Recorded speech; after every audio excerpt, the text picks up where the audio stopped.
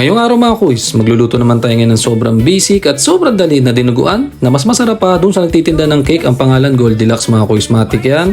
Tapos ang discard natin dito mga kuys, unahin natin, magigisa tayo dito ng luya mga kuys. Iba, hindi na naglalagay ng luya, huwag nung lagyan mga kuys, kanya-kanyang version tayo. Sa dami kong ginawang version ng dinuguan mga kuys, lahat na yata sa buong Pilipinas nagawa na natin. Pero ito, sariling version natin to mga kuys, kaya try nyo to, masarap to, promise mga kuys. Naglagay lang tayo ng sibuyas, tapos sinunod natin yung bawang na pinong-pino dyan mga kuys.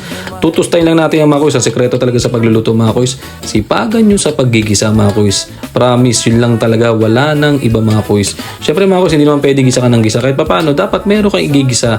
Ang ginawa ko mga kuys, naglagay ako ng kasim dito mga kuys. Usually nilalagay ko dito sa dinuguan yung mga maskara, mga liempo. Ngayon naglagay ako mga kuys ng kasim para hindi naman sobrang taba yung ating dinuguan. Bali ito'y dadali namin mga kuys sa outing, kaya medyo gagalingan talaga natin dito kasi maraming kakain doon mga kuys. Syempre magyayabang na naman tayo doon. Tapos mga kuys, syempre niluto natin sa kahoy. Iba yan mga kuys.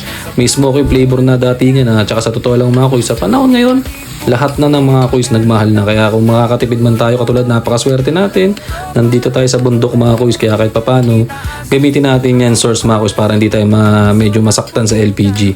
Tignan nyo mga kuys yung kulay ng apoy mga kuys. So ang ganda talaga, di ba? Gigisahin lang natin ang gigisahin to mga kuys. Naglagay lang tayo ng toyo tsaka suka lang doon mga kuys sa kasin. Tas syempre pag dinuguan mga kuys, hindi pwedeng walang pats yan o taba. Bali naglaga na ako ng jolts yan mga kuys, o yung tinatawag nilang pisngi o batok mga kuys. Kayo nang bahala dyan.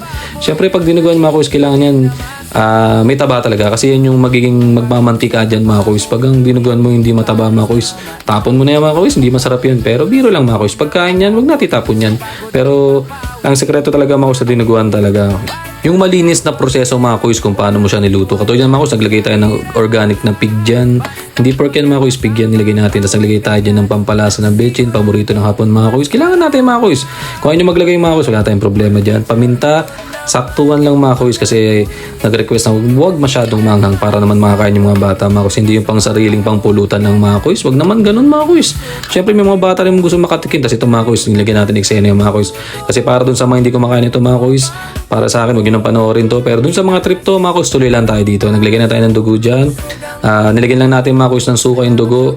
Tsaka naglagay tayo ng konting asin, tapos oregano mga kuys. Doon natin nilamas-lamas sa mga kuys. Tapos ang ginagawa ko dyan mga kuys, dinidrain ko yung mismong dugo. Huwag nyo sama yung buo mga kuys kasi basura yung dinuguan nyo pag sinama nyo yung mga buo-buo na yun. Hindi maganda yung mga kuys, hindi magandang trip yun. Kaya ang gagawin dyan sa dinuguan mga kuys yung dugo, sasalahin nyo yung buto na yung mga kuys, tapon nyo na yung mga kuys. Gawin nyo pataba sa halaman, mas okay. Tapos nakita nyo mga kuys, so ganyan magluto ng dinuguan mga kuys. Kaya nabubulol-bulol pa ako mga kuys, diba? Ang gusto natin mangyari dyan mga kuys, syempre lutuin natin naman yung dugo, hindi naman tayo vampire mga kuys, diba? Tapos yan, maglalagay tayo ng konting semi-silip ang papogi dyan. Kasi nga request, huwag masyadong maanghang mga kuys. Tinan nyo na mga kuys. Tsaka, ang dinuguan mga kuys, dapat ang lasa niyan mga kuys, medyo maasim-asim ng konti. At huwag matamis katulad dun sa Goldilocks mga kuys. Hindi masarap yung ganun, yung medyo maasim-asim, tas sobrang tamis sa atin mga kuys.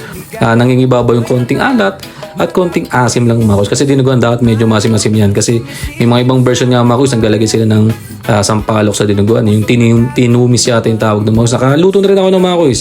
Pero itong version natin mga kuys, pambayan na version to. Tinan yung mga kuys, so, niyayabang-yabang ko pa yung paghahalo ko mga kuys. So, ang gusto kong dinuguan mga kuys, yung itong medyo may sabaw-sabaw. Kasi pag medyo may natira dito mga kuys, lagay mo sa freezer, tapos initin mo, tapos mamantika, ay talaga naman mga kuys. Talagang pang matagalang pampulutan talaga mga kuys. Yan mga kuys, nakaluto tayo ng sobrang basic at sobrang daling dinuguan. Tara mga kuys, kain, salamat!